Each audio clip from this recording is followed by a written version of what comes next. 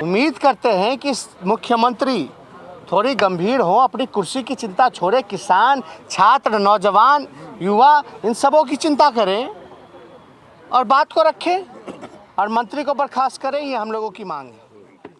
नमस्कार, मैं हूं शुभे और आप देख रहे हैं न्यूज फॉर नेशन। आज बिहार विधानमंडल में बजट सत्र का तीसरा दिन था और ऐसे में इस बात के कयास पहले से लगाए जा रहे थे कि विपक्ष लगातार अपनी आवाज को बुलंद करेगा और कई सारे मुद्दे पर बिहार सरकार और मुख्यमंत्री नीतीश कुमार को घेरता नजर आएगा और ऐसा ही कुछ हुआ।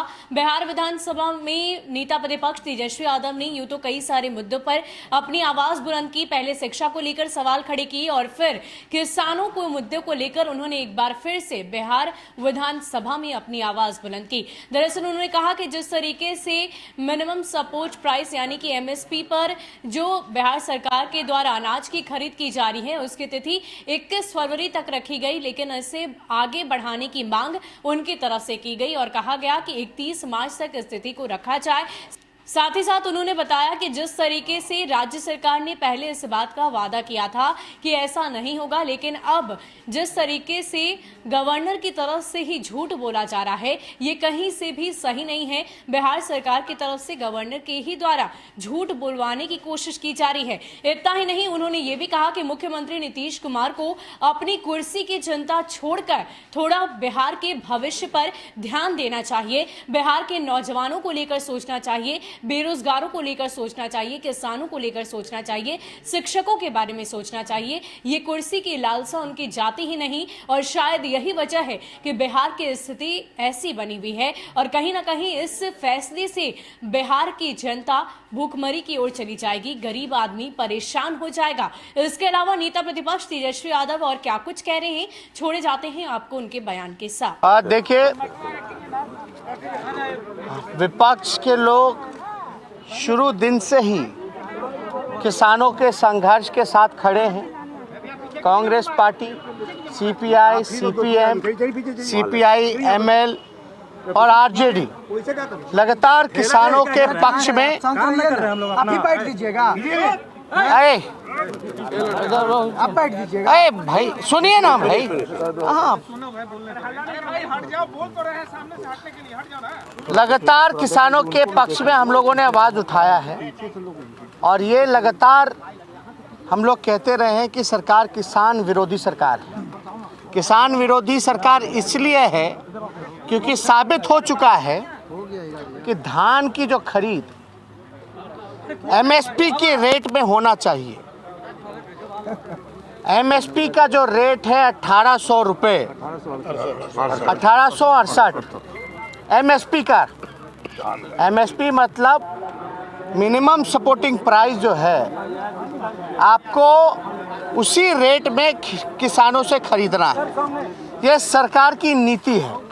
बिहार में 2 फसलों पर एमएसपी है, लेकिन आज सदन में जब ध्यान आकर्षण लाया गया, ध्यान आकर्षण लाने के बाद सरकार से पूछा गया कि धान की खरीद नहीं हो रही है, तो सरकार जो है जवाब देती है कि वो एमएसपी के रेट पे नहीं ले सकती। सेम ये शर्मनाक बात है और ये साबित करता है कि जो विपक्ष जो आरोप लगा रहा था और बल्कि जो सरकार की जो नीति थी कि भाई एमएसपी पे हम लोगों को धान की खरीद होनी चाहिए, वो नहीं हो रही है। ये सरकार ने सदन में स्वीकार कर लिया है। कहीं 900 रुपये में, कहीं 1000 रुपये में, कहीं 1100 रुपये में, और जितना धान की खरीद होनी चाहिए पूरे बिहार में वो खरीद नहीं हो पा रही है। उसका 10% भी खरीद बिहार सरकार नहीं कर पा रही है। एमएसपी का क्या फ़ायदा है फिर? हम लोग लड़ाई लड़ रहे हैं कि और फसलों में भी एमएसपी आए, ताकि किसान जिस भूखमरी से, जो अन्नदाता हैं, जिस परेशानी से, तकलीफ़ से गुज़र रहे हैं, जिस आर्थिक संकट से गुज़र रहे हैं, उनके मेहनत का जो फसलों की जो मिनिमम जो कीमत होनी चाहिए वो उन तक पहुँचे। यानी सरकार ने साबित कर दिया कि पेपर पे कई जगह जो है एमएसपी भी अगर खरीद हो रही है, हकीकत में 1100 रुपये 1000 रुपये में खरीद हो रही। यानी एक बड़ा घोटाला हम लोगों को समझ में आ रहा है कि इस धान के खरीद में हुआ है और हो रहा है, बड़ी तेजी से हो रहा है। और सरकार जो है पूरी तरीके से संरक्षण देना, सरकार में बैठे हुए लोग पूरी तरीके से भ्रष्टाचार किस प्रकार से फैलाएं करें, ये पूरा डिपार्टमेंट में कृषि विभाग में हो रहा है। जब मंत्री ने ये बात कह दिया कि हम एमएसपी में नहीं ले सकते हैं, मिनिमम सपोर्टिंग जो प्राइस होना चाहिए, तो मंत्री जी को और नीतीश कुमार जी को उनकी तो खैर शर्म और अंतरात्मा तो डूब मरी है। किसानों के लिए जो नीति है कि भाई एमएसपी के रेट पे लेना है, सरकार के लोग मंत्री खुद कह रहे हैं, नीतीश कुमार के मंत्री, कि नहीं लेंगे, नहीं ले सकते। यानी आप धोखा दे रहे हैं। कथनी या करनी में सरकार के भारी अंतर है।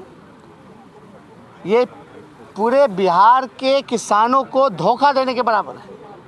आज इसलिए बिहार का किसान कमज़ोर है, दयनीय स्थिति में है। इसलिए हम सब लोग चाहते हैं कि मुख्यमंत्री को इस पे जवाब देना पड़ेगा कि आपके मंत्री कहते हैं कि एमएसपी पे आप नहीं ले सकते। इसमें मंत्री को तुरंत रिजाइन करना चाहिए, हटाना चाहिए, बर्खास्त करना चाहिए ऐसे मंत्री को जो निकम्मे हैं, जिनसे खरीद नहीं हो पा रहा है एमएसपी पर। यानी ये स्वीकार कर लिया कि जो खरीद उन्होंने की भी है, जो 10% भी नहीं है, यानी वो 10% भी एमएसपी रेट पे नहीं है। यही तो हम लोग शुरू दिन से कह रहे हैं। और आप कहते हो कि किसान आंदोलन ना करें, आप कहते हो कि विपक्ष जो है वो आवाज़ ना उठाए। क्यों नहीं उठाएगा विपक्ष आवाज़? आपकी नीति कुछ और है, आप करनी कुछ और है। किसान जो है वो मर रहा है, आत्मदाह की स्थिति पे है। बिहार का किसान मजदूर बन गया, पलायन कर रहा है। आप क्या भिखारी बनाना चाहते हैं? दूसरी बात, जो बिहार का जो धान का या अनाज का जो कंज्यूम हम लोग करते हैं, उसका 10% भी आपने जो है पूर्ति नहीं की है, बिहार सरकार ने खरीद नहीं की है। तो क्या ये अनाज जो बिहार में ऑलरेडी उपलब्ध हैं, गेहूँ हो गया, चावल हो गया, मक्का हो गया, तो क्या ये सरकार जो है दूसरे राज्यों से लाएगी? जब यहाँ लेगी नहीं इस रेट पर, तो क्या दूसरे राज्यों से मंगाएगी? बिहार का पेट कैसे भरेगी? क्या आप बिहार में भूखमरी चाहते हैं? इस जवाब से, ध्यान आकर्षण के जवाब से तो यही साबित होता है कि भ्रष्टाचार हुआ है, धोखा हुआ है, और आप बिहार को भूखमरी के कगार पर लाना चाहते हैं। इसमें हमारे साथ कांग्रेस के भी साथी हैं, लेफ्ट के लोग, तीनों पार्टियां हैं। हम लोग लगातार इस बात को भी हम लोग रखेंगे। आज मेरा वक्तव्य भी अभिभाषण पे होगा। आप याद कीजिए गवर्नर साहब के अभिभाषण को। क्या कहा था गवर्नर साहब ने? खरीद हो रही है एमएसपी के रेट पे। गवर्नर से झूठ बुलवा दिए ये लोगों ने। गवर्नर साहब से इन लोगों ने झूठ बुलवाया है। उम्मीद करते हैं कि मुख्यमंत्री थोड़ी गंभीर हो, अपनी कुर्सी की चिंता छोड़े, किसान, छात्र, नौजवान, युवा, इन सबों की चिंता करें और बात को रखें और मंत्री को बर्खास्त करें। ये हम लोगों की मांग है।